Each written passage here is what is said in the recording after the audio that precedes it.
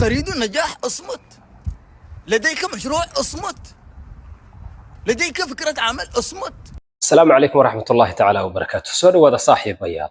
Odaxuushu wuxuu cagaha la galay ama uu tirsanayaa sanadii afartamaad. Intaasna adduunyo ayuu raadinaya iyo horumarkeed. Waa uu ku xagi waayay.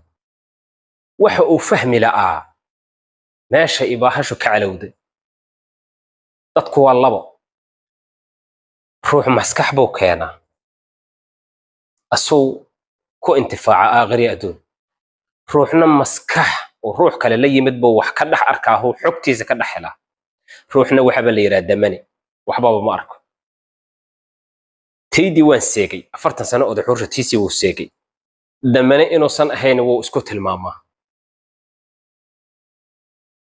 wuxuu tirsanayaa ama u muuqda inuu yahay ruuxa wax ku qaata ruux kale taladii ama xog ruux kale ka hela ruuxa wax ku qaada lahay inuu yahay haddaba midii iga qaldaneed maanta iyadoo socota ayay TikTok timid nin dhalinyaro ay u malaynaya dhalashadiisu inay tahay Suudaan ayaa xogtayda oo dhameystiran halkan ku ah ciladahaygiiba uu sheegaya an aakhirana ku gaari lahaa adduunyana ku gaari lahaa ciladaha ay haysto dhan ayuu ii sheegaya bal ila daawada ninka xogtaydu soo helay iyo meesha la iga haysto maadaama 50 sano aan la harjadayo dunidii adduunyana aanu ku hayn aakhirana ilaahay baa ogay amalkay يا رجل اصمت.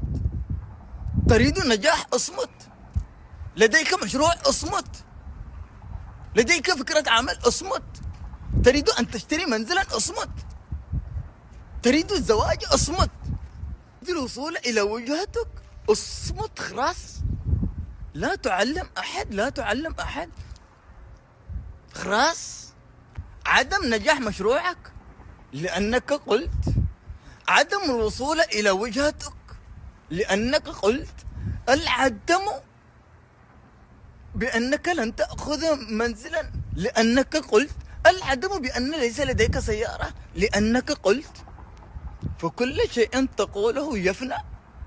كن أصمت، كن أصمت، وكن فهمني. أستقوي من